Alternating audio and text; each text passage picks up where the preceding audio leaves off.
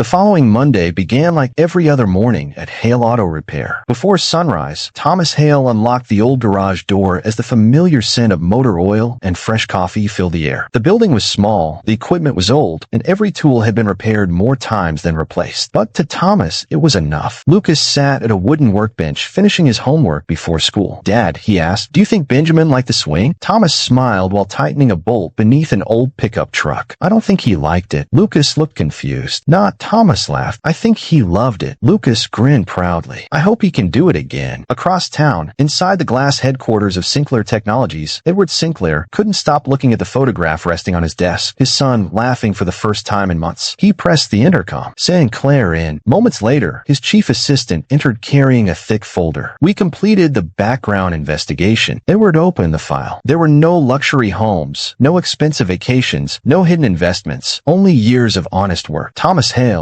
age 36, owner of Hale Auto Repair, widowed 4 years earlier. No criminal record, countless unpaid acts of kindness. The report listed dozens of stories. He repaired an elderly widow's brakes without charging her. He stayed overnight fixing an ambulance during a snowstorm. He secretly paid for a customer's repair after learning she couldn't afford to visit her sick husband in the hospital. Edward closed the folder slowly. He never told anyone about these. Claire shook her head. Most people only found out because the customers shared their stories. Edward looked out the window. Interesting. Very interesting. Meanwhile, Thomas's day became unusually busy. Customer after customer arrived, a delivery van, a family SUV, a schoolteacher's sedan. By noon, every repair bay was full. Business wasn't booming, but it was improving. Just after lunch, an elegant black luxury sedan quietly stopped outside the garage. The expensive vehicle looked strangely out of place beside the weathered building. Several customers glanced toward it. The driver stepped out first, then opened the rear door. Edward Sinclair emerged wearing a simple navy blue jacket instead of his usual business suit. He wanted no attention. Thomas wiped the grease from his hands before walking over. "Good afternoon. Can I help you?" Edward smiled politely. "I hope so. My car has developed a strange vibration." Thomas nodded. "Let's take a look." Without recognizing the billionaire, he carefully inspected the vehicle. Within 15 minutes, he found a problem. A loose engine mount, simple, inexpensive, easy to repair. Thomas returned with the estimate. "This is all it needs." Edward studied the paper. "You aren't recommending additional repairs?" Thomas shook his head. "Because it doesn't need any." Edward asked another question. "What if I insisted on replacing everything?" Thomas smiled. "I'd tell you to save your money." Edward couldn't hide a small laugh. "I've met mechanics who charge thousands for less." Thomas shrugged. "I repair cars. I don't repair bank accounts." Customers quietly smiled. After completing the repair, Thomas handed back the keys. "All set." Edward asked, "How much do I owe you?" Thomas told him the modest amount. Edward handed over several large bills. Thomas counted them, then returned most of the money. "You gave me too much." Edward looked surprised. "You noticed?" Thomas smiled. "I always notice." Edward looked directly into Thomas's eyes. "And if I told you to keep it, I'd still give it back." "Why?" Thomas glanced toward Lucas, who had just returned from school. "Because my son is always watching. If I teach him that honesty changes depending on how much money is involved, I've already failed as a father." Edward remained silent. Those words struck him harder than any business negotiation ever had. Just then, a familiar little voice called from the luxury sedan. "Daddy." Thomas looked toward the car. The rear door slowly opened. Benjamin climbed out carefully with Margaret's assistance. His face lit up instantly. "Mr. Thomas." Thomas's eyes widened, then smiled so brightly that everyone nearby couldn't help smiling too. "I wanted to see you again." Lucas ran outside. "Benjamin." The two boys greeted each other like old friends. Only then did Thomas finally realize Edward wasn't an ordinary customer. He was Benjamin's father. Edward stepped forward. "I owe you an apology." Thomas looked puzzled. "What?" "For watching you at the park without introducing myself." Thomas smiled. "You were making sure your son was safe." "I understand." Edward extended his hand. "My name is Edward Sinclair." Thomas shook it. "I'm Thomas Hale." "I know." Thomas looked surprised. "You do." Edward nodded. "I spent the last 2 days learning about the man who gave my son something no amount of money could buy." Thomas looked at Benjamin, laughing with Lucas. "I didn't do anything special." Edward smiled softly. "You gave him confidence. You treated him like every other child. You didn't see a disability. You saw a little boy." Margaret quietly wiped away a tear. Edward reached into his jacket and removed an elegant envelope. "I came here today because I'd like to make you an offer." Thomas looked confused. "What kind of offer?" Edward handed him the envelope. "Read it tonight, then give me your answer tomorrow." Thomas accepted it politely. "Appreciate that." Edward looked around the modest garage one last time. Then at Lucas, then at Benjamin, he smiled. "This little garage may be the most valuable place I've visited wanted all year. As the luxury sedan drove away, Thomas opened the envelope just enough to glimpse the first page. His eyes widened. The document offered funding large enough to transform his tiny garage into one of the most advanced automotive repair centers in the state on one condition. At the bottom of the page, a single sentence stood out. "I don't want to invest in your business. I want to invest in the man my son calls his hero." Thomas stood speechless. He had no idea that accepting this offer would change not only his future, but the lives of countless families who were about to become part of an extraordinary journey.